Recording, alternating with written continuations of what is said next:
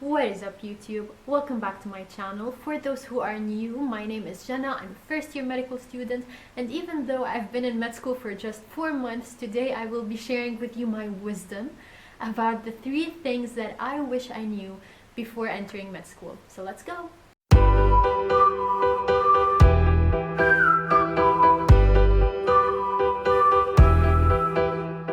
Okay, this one is actually tough, and I've been getting this question a lot. So if I had to narrow it down to just 3 things I wish I knew before entering medical school, I think the first and most important one would be imposter syndrome.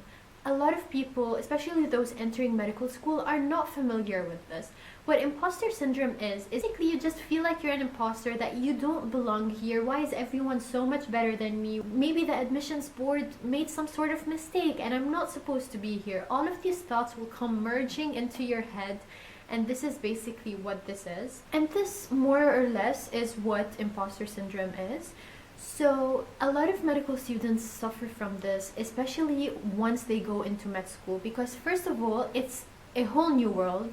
A whole new world. Okay, it is completely different than pre-med, because first, when it comes to the material that is given, the amount of material that you take in med school in like 1 week is equivalent to 3 months in pre-med. This is one. Okay, maybe I'm exaggerating, but not really. Second, when it comes to the exams, because of this excessive amount of material, you're never gonna know everything, because that's really the deal in medicine. You never know everything. And while in pre-med, you had a set of requirements that you needed to know for the exam. If you knew these, you'd go to the exam, ace it, get 100, easy, done.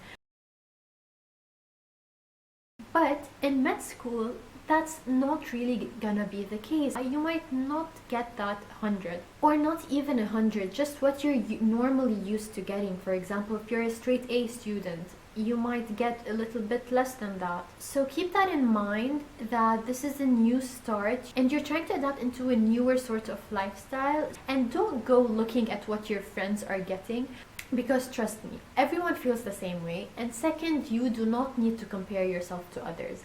Everyone studies in a different pace. Everyone retains information in a different method. Everyone approaches material differently as well. You are all your own unique kinds of people. So don't compare yourself to others. A lot of time in class, you're gonna hear that person say, "Oh, I've finished all the anatomy lectures for the next couple of months." Okay, good for them, they did that. That doesn't mean that they finished all of the other 100 lectures that you have. So don't go around comparing yourself to others, because that's not gonna do you any good. And know that the admissions board did not do a mistake. They know exactly who you are, and they chose you based on that. So you belong there. Remind yourself why you're there, of the passion you have to this field, and any obstacle that you might encounter, and trust me, there's gonna be a bunch of those. Again, remember why you're there and let those obstacles motivate you rather than ground you. It's easier said than done, but bit by bit, you're gonna figure out what type of person you truly are, how you adapt to new situations, how you deal with your problems, how you study, how you manage your time. You're gonna find out so many things about yourself. And this is what makes med school one hell of a ride, okay? While it might be tough, it's really one of the best experiences that you have, and probably the time where you know who you truly are. Okay, second thing is putting the pro in procrastination. I've done a video similar to this. I'm gonna link it here. It's about how to study when you don't really feel like it.